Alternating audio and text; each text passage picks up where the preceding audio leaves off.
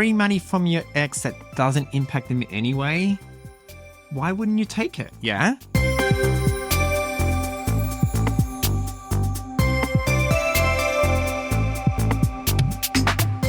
Welcome to Cover Your Assets, your podcast for navigating the financial side of divorce. I'm Josephti Cruz, and I am here with my co-host, Jade Eagles. Life doesn't always deal you the best hand, but we're here to help you CYA in every way, because when it comes to your assets, it's all about playing your cards right.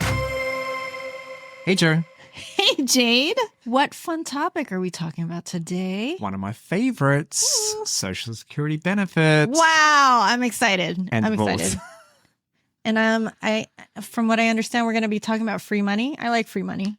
Yeah, I think, free money from your ex that doesn't impact them in any way, why wouldn't you take it? Yeah? So you'd actually... Sign me up. Yeah. You'd actually be surprised that many Americans aren't aware of this little Social Security rule, or, believe it or not, are misinformed. Like, shocker. Okay. So we're going to kind of get into that today. So what we're going to talk about is understanding Social Security benefits, the eligibility for them after divorce.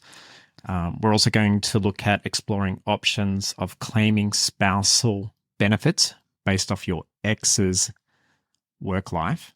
And then also talking about maxing your Social Security benefits, considering divorce and potential remarriage. Great? Correct, yeah. Okay. Both men and women can receive a spousal benefit. But, a recent Social Security research that was done found that 93% of spousal retirement benefits actually go to women. Okay. Why is that? Well, they said that this is because women are more likely to be the lower wage earner. Or not earning enough at all, or not qualifying. And when Joe talks about not qualifying, we're talking about maybe not having met 10 years of earning themselves, which would then qualify them for their own Social Security benefit there. Now, I think when I think of this number, it's also talking about people who are already on Social Security. So I'm thinking that's decades ago when people used to be in the workforce, probably. And so maybe I think those numbers might change a little bit now that we're seeing women earning as much or maybe even more than some men. So I'm hoping that number does decrease. Maybe. Yeah. Maybe. But, I would say the majority of stay-at-home parents today are still women. Yeah. And I think, right?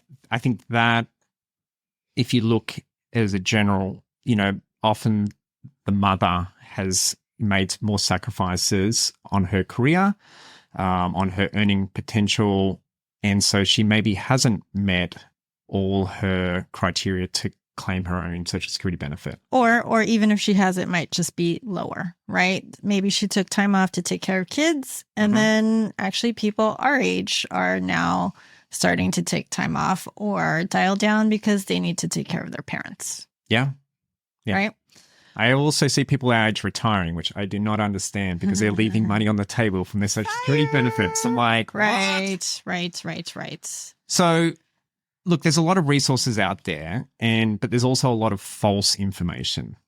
Shocker. Yeah? Like, who would have thought? So, if you want to find some good falsehoods out there, check out the Social Security Facebook group, which I'm a part of. So check it out for incorrect information, right? I mean, there's some correct, but you have to really dig. Yeah, you have got to work dig out for it. So there's conflicting. It's great. I was on there in the last week. It could be for personal amusement. Yeah. Would you say just like my Amex Platinum Facebook group? Yeah, definitely. That provides amusement for me. So, but look, there's definitely some humor if you read through it there. But the biggest thing, if you can take away from it, is a lot of different people's views who are they're sure that they're correct. And then they're saying that they could, claim multiple people's Social Securities, or get multiple of them. So you can only have one at a time. Yeah. So that's false. That's our first falsehood. Yeah. Right? So let's get through some falsehoods that you can claim more than one Social Security benefits. No, you can't. One. You can have one. Just one. It doesn't have to be yours. Another big one that I see often come up is when we're thinking about divorcing couples that they think that they are not eligible to receive a benefit, a higher potential benefit from their soon-to-be ex earning abilities, okay? The other ex thinking that it's going to impact on what they claim from Social Security. So, for example, let's say I'm eligible right now to get a $1,000 benefit, and my ex is eligible to get half of that, let's say. And we'll go into eligibility in a second. Yep. So they're eligible to get $500 potentially. Potentially, and we'll get into... It doesn't reduce my $1,000 benefit for me. Yeah. It has nothing to do with me. So you could still be complaining around at the bar later on going, my ex or whatever, whatever. Freeloading off of my She's benefit. taking my money. Yes. She's not. Yeah. She's not. Yeah. It's not going to impact you in any way. Okay. So a lot of people, I was actually talking to a new client recently. She wasn't even aware of this. So we've created a new income stream later on in life for her. It's not going to be immediate because she's still in her 50s. But it's something that she's going to be able to get access to later on, though. Well, actually, which leads to a stat that we have here also, right? Social Security is the largest source of income for most beneficiaries, right? For most retirees, I guess. And then 4 in 10 retirees in 2015 said that this provided at least 50% of their ongoing income. Yeah. And 1 in 7 people actually said it provided 90% of their income, at least 90%. So you got to make sure that you're collecting the maximum amount that you can get, whether it's your benefit or your ex's. Yeah. Right? It is scary to think that that last number, like 1 in 7, they rely on it being 90% of their income. Yeah. I guess that's kind of really showing Social Security was obviously designed as that last, safety net there, right, for keeping you out of poverty. And it really is. Yeah. Right. In that.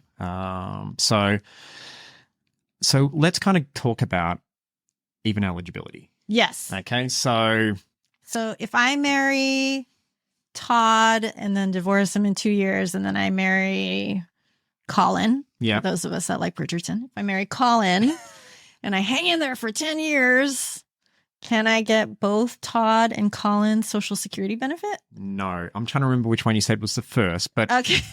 I have so many husbands. So let's kind of let's break it down for simplicity reasons. So let's say that Todd and Colin were the higher income earners, and you, as the female, was the lower income earner there. Yes, yes, okay. When they look at the first eligibility requirement is that you've got to have been married for 10 years. So the first one... Eligibility to collect on your spouse or ex-spouse's half of their benefit. Correct. Yes? So that eligibility. Correct, yeah. Okay. So I think that means Todd... Todd's out. Todd's out, unless you go back to Todd. Right. But so that means he's out straight away. And that 10-year period starts from date of marriage to basically when the divorce is final. Yes. Okay. So I hung out with Colin. I was married to him for at least 10 years. Yep. And so I think you gave the example, Colin, at his benefit was going to be $1,000. You would be able to collect $500. Half. Yes. Or we'll kind of get into that. But what's my own eligibility? How do I get Social Security for myself? Oh, okay. So the current law is that you've got to have what they call 40 credits or 10 years of work. Okay. And a credit is equal to 1 quarter of the year. What's a quarter? 3 months. 3 months, yeah. 3 months is a quarter of a year. It's in my country. Yes. Yeah.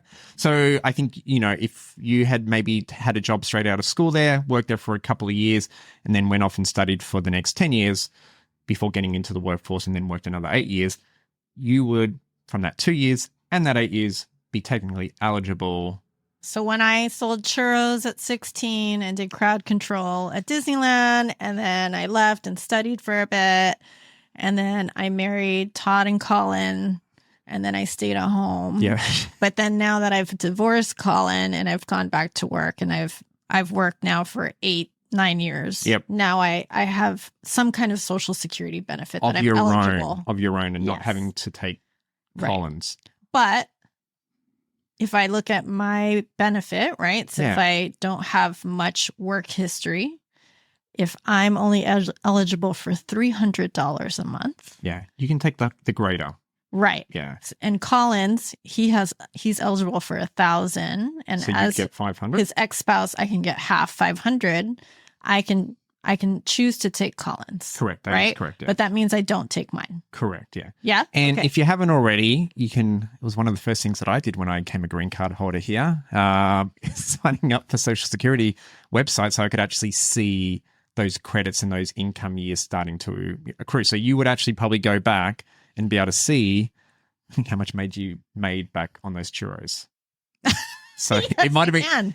depressing. that. Okay, so Yes, $5.25 an hour. yeah, that's right. Back in the day. So that's one of the first eligibility for a start. The next one was your ex-spouse, so Colin in this case, was he eligible to receive a Social Security benefit? Okay. Because if he's not, I know. I don't know if Colin's going to be eligible, honestly, because he's just a rich guy. Yeah. I don't even know that he's going to be working. Yeah. Well, anyway. So the next one, and then the next one is looking at your marital status. So if you haven't remarried, okay, you can still receive a benefit based off your earnings. Okay. So wait, did I say that right then? So yeah, I'm like, huh? Wait.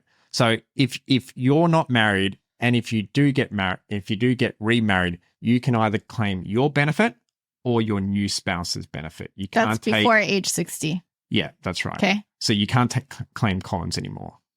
If I remarry. Yeah, that's right. Well, hopefully I marry someone that has a higher benefit than $500 a month. Yeah, correct. Yeah. Yeah. Okay. So the next eligibility requirement is you've got to be at least age 62 or over to be able to collect. Yeah. Okay. Yeah. And then the last eligibility is that if you're not eligible for Social Security retirement benefits on your own earnings, it's got to be equal or greater to 1/2 of your ex's benefits. Okay. So you can only take, so if your benefit is greater than half of your ex's benefit, you'd take yours. Yeah. So you're going to take whichever one's the higher one. Right. Yeah. So if I'm working a lot and my benefit is $650 a month, I'm going to obviously take mine. I'm not going to take Collins. Yeah. That's okay. So that's what you need to do to be eligible. Okay. So there are a couple of other rules. So like if an ex-spouse who is greater than 62 has been divorced less than 2 years, they would be able to receive benefits based on the earnings of their ex-husbands, regardless of whether the ex-husband has retired or applied for any benefit. So that's if you're greater than 62 and have been divorced less than 2 years. Another thing to think about, and it does come up, is like looking at, either a disabled child or a disabled ex-spouse. Okay, so the law says if the ex-wife, or if the ex-wife of the retired disabled worker. Ex-spouse. Doesn't have to be a wife. Okay. Well, but I guess in my example. Going along with your example there. If I'm the ex and I'm disabled. Yes. And you're caring for the work, the main primary breadwinner's work is underage child, so under 16, or disabled child, the monthly benefit that you would receive would equal half of your ex's retirement benefit, regardless of her age. Like I don't have to be 62 to collect. Correct. That's right. Yeah. If I am caring for our disabled child of any age. Correct. That's right. Or our minor child. Yeah. It goes. Meaning underage. So it goes all the way down. Once you talk about a disability there, it goes all the way down to age 50. Okay. So you can start getting that benefit from there. Okay. Okay. Yeah, hopefully that makes sense. So on the flip side is if you don't have that sort of disability in play there, you will have a reduction in the benefit by taking it earlier, similar to like if it was at your own benefit there. So if you are taking it earlier, like at age 62 or 63, it would be a reduction on your full retirement age benefit. Okay. So Full retirement age. So if you ever pull up your own reports or your ex-spouse's report on Social Security, typically gives 3 numbers, right? 3 projections of what the benefit might be. Correct. So there's a full retirement age benefit. And depending on when you were born, I would say, I'm just going to guess for our listeners, it's going to be around 67 and change. And X months, Yeah. But the earliest you can collect is 62. So that's called an early retirement benefit. And then there's a max retirement benefit, which is what, 70 and a half? 70? 70. Just 70. Yeah, 70. Just 70. You're thinking about RMDs. Yeah. The old RMD age. Right. So it gives these 3 numbers. So when we say, or when Jade says in this podcast, full retirement age, that's around 67 and change based on your birth date. Correct. That's right. Yeah. And that's actually part of the little Social Security document that you get. There'll be like different ages. Yeah. 3 months. Yeah. Yeah. Correct. Yeah. Right. So I think let's put in some context with an example there. So let's kind of keep on building on, what we had spoken about there beforehand. So we've got these, you've got married, you're getting divorced there. So the first one that Joe mentioned is that she married Colin. They were married for the 10 years. To say that Colin's benefit was $750.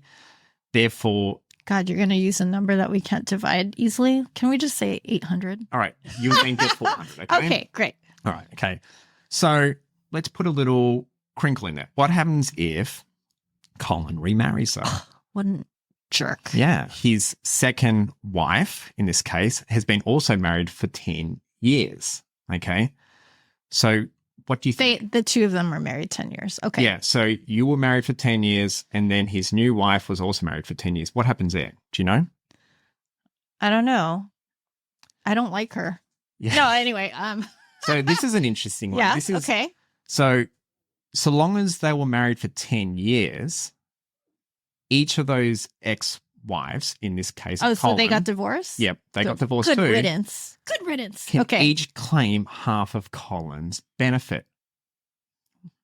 So you can have multiple people claiming off one person's. No wonder Social Security is in trouble. That anyway. could present some problems. Yeah. So if you had 3 marriages that lasted 10 years each, you could have 3 people claiming half of Colin's benefit there. Interesting. But it never affects Colin's benefit for himself. It does not, yeah. Right? Yeah. It just affects Social Security's pot of money, I would say.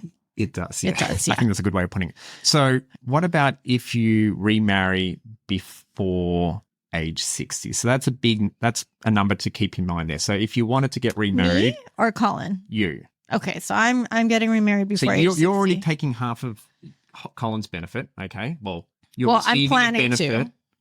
Based off half of Colin's. Well, I'm going to because I'm not 62 yet. Good point, yeah. Because I'm going to remarry before age 60. Yes. Before age 60, yeah. Yeah. So you're intending to, but then you get remarried.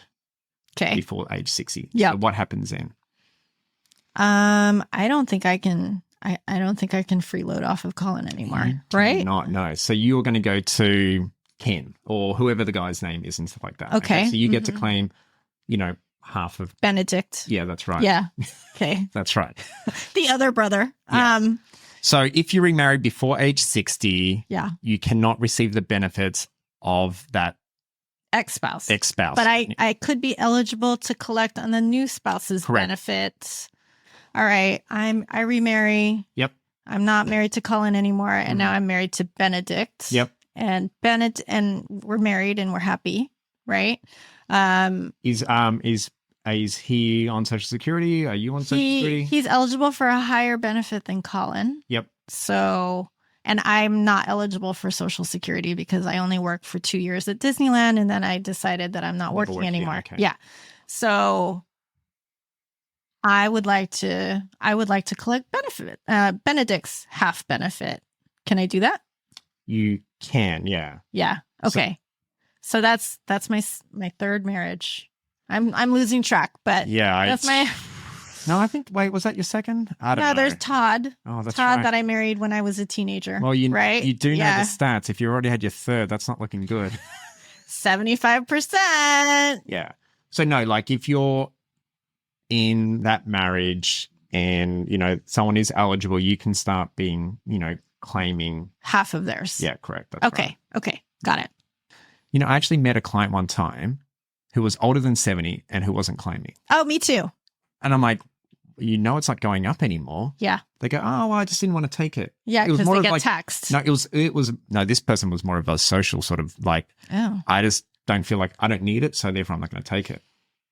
Didn't want to take the free money. So, for example, you know what? Let's add this as an example.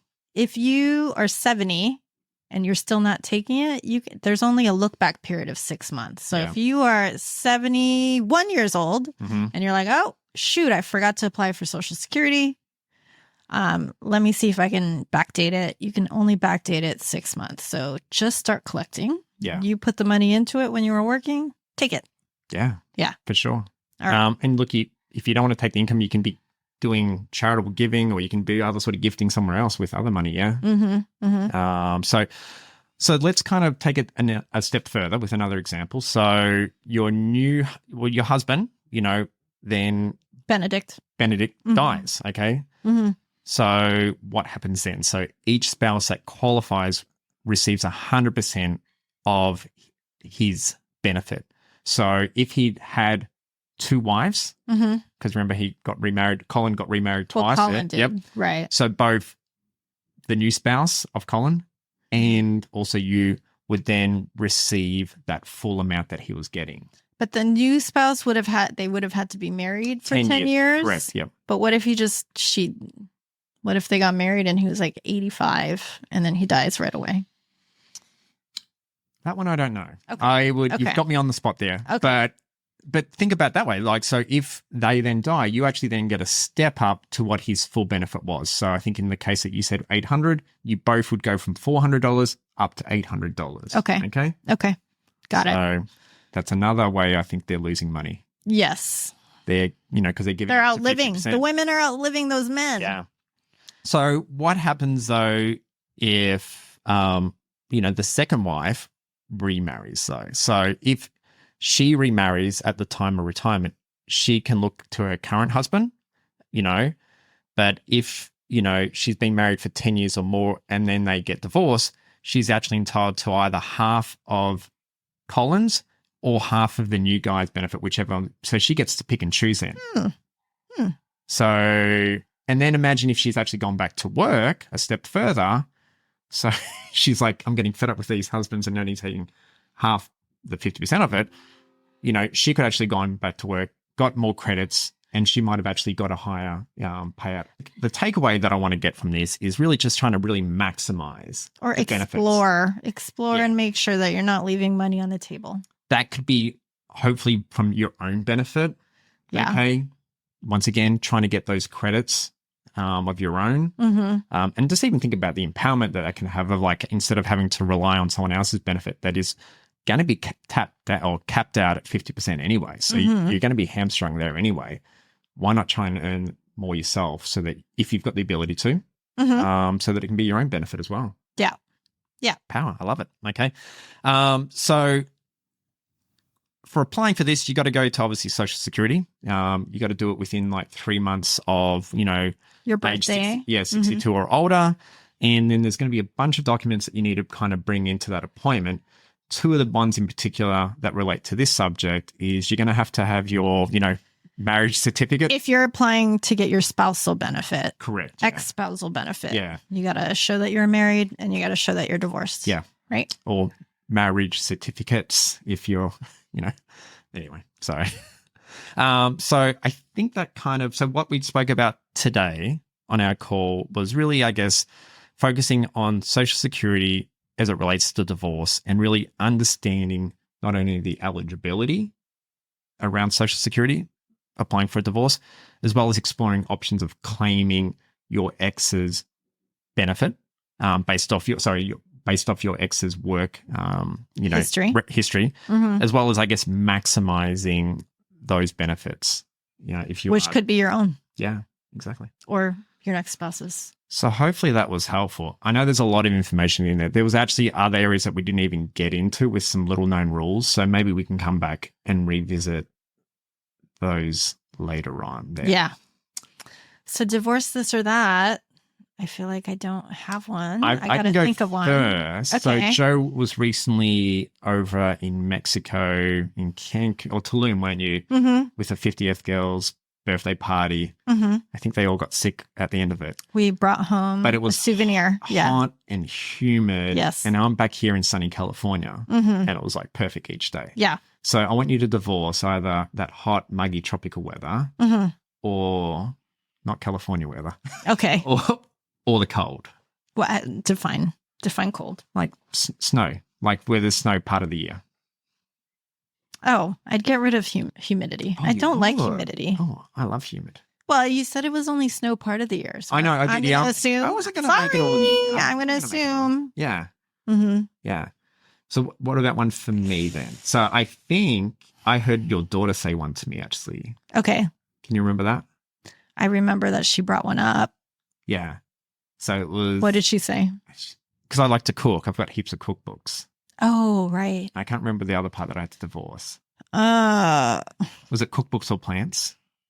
yeah, I think so. Yeah. That's And- hard. And I don't think I would have... I don't know if I'd be able to make a decision. That's Yeah. a stalemate. Well, look, I think I ultimately divorced the cookbooks because as much as I love to hold a book, you could I'll look probably- it up online. probably find it online now, Yeah. can't I? So You could. yeah, those Yeah. plants, I can't. You can't find those online. You need them No. in person. Yeah, Freaking addict. Seriously. I'm a collector. Hoarder. Yeah. Hoarder. Plant hoarder. Well, that kind of brings us to the end there. So thanks for listening, and we'll talk to you guys in a couple of weeks. I'm Jade.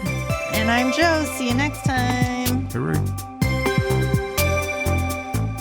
Thank you for listening to this week's episode of Cover Your Assets with your hosts, Josephti Cruz and Jade Eagles. Jade and Joe are advisors of the Wealth Garden FS, an SEC registered investment advisor.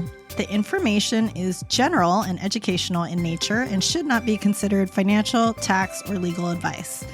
It is not intended to serve as a substitute for personalized advice or as a recommendation or solicitation of any particular security, strategy, or investment product. Please consult with a qualified professional about your individual situation. Advisory services are only offered to clients or prospective clients where the Wealth Garden Financial Services and its representatives are properly licensed or exempt from licensure. No advice may be rendered by the Wealth Garden Financial Services unless a client service agreement is in place.